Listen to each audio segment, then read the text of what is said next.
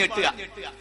ജനങ്ങളെ പങ്കെടുക്കുന്ന സദസ്സുകളിൽ ഏറ്റവും ശ്രേഷ്ഠം മുഹമ്മദ് നബിയുടെ ജന്മദിനം ആഘോഷിക്കുന്ന സദസ്സുകൾ തന്നെയാണെന്ന് വിശുദ്ധ ഖുർആൻ ചൂണ്ടിക്കാട്ടിയത് അദ്ദേഹം ഓതിക്കേൾപ്പിച്ചു. അൽ മുഅല്ലിം മാസികർ എന്താ പറയണേ?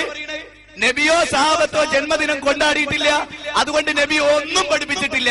അപ്പൊ നബിക്ക് ഖുർആൻ തിരിഞ്ഞില്ല എന്ന് കാന്തപുരോ? നിങ്ങളെ ഉസ്താദുമാര് ചെയ്യുന്ന അക്രമം ചില്ലറയല്ല. നിങ്ങൾ ഉസ്താദുമാര് പറയുന്നെന്തറിയോ? നബിക്ക് ഖുർആൻ ആയത്ത് തിരിഞ്ഞില്ല എന്ന്. വേറൊരു ചങ്ങായി ഉണ്ടല്ലോ, ഏത് ഈ ഹംസക്കോയ ബാക്കവി മുന്നിയൂർ, മൂപ്പര് പറയുന്ന 40 ആയത്തുണ്ടെന്നാ നബിദിനം കൊണ്ടാടാൻ.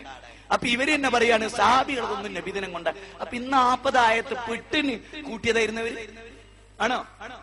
പിട്ടിന് ഭയം കൂട്ടുന്ന വരി കൂട്ടിയതായിരുന്നു. ഈ 40 ആയത്ത് നബിക്ക് തിരിഞ്ഞില്ല എന്നാ പറയണത്. ഇവർക്ക് തോന്നിയാസം ചെയ്യാൻ നബീനെയാണ് ചീത്ത പറയണത്. നബി ഖുർആൻ ആയത്ത് പഠിക്കാത്തവനാണ്. റസൂൽ നോക്ക്, നിങ്ങൾ മനുഷ്യർ പങ്കെടുക്കുന്ന സദസ്സുകളിൽ ഏറ്റവും ഉത്തമ സദസ്സ് നബിയുടെ ജന്മദിനം കൊണ്ടാടുന്ന സദസ്സാണ്.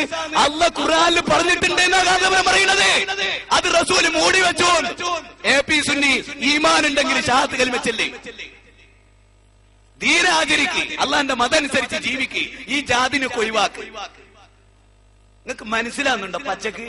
ഇത് പച്ച മലയാളത്തിൽ എഴുതിയിട്ട് നിങ്ങൾക്ക് മനസ്സിലാവും. പിന്നെ അപ്പൊ നിങ്ങളോട് അറബിയിൽ ഖുർആനും ഹദീസും ഉദ്ധരിക്കണത് മലയാളത്തിൽ എഴുതി മനസ്സിലാവുന്നുണ്ടോ മനുഷ്യന്മാർക്ക്? ഞാൻ എന്തിനാ അതിങ്ങനെ ദേഷ്യം പിടിക്കണത് എന്തിനാണെന്നറിയ നിങ്ങള്? മൂസാ നബി ഫിറൗന്റെ അടുത്ത് ചെന്നപ്പോ ഫഖൂലാലഹു ഖൗലൻ ലയ്യിനാന്ന് പറഞ്ഞിട്ടാ ചെന്നത്. കാരണം ഫിറൗന് ദീനും അറിയില്ല, ഇസ്ലാം അറിയില്ല. ദീൻ അറിഞ്ഞ ഹാറൂൻ നബിനെ താടി പിടിച്ചിങ്ങോട്ട് വലിക്കരുത്, തൗറാത്തിന്റെ ഏട് വലിച്ചെറിഞ്ഞു.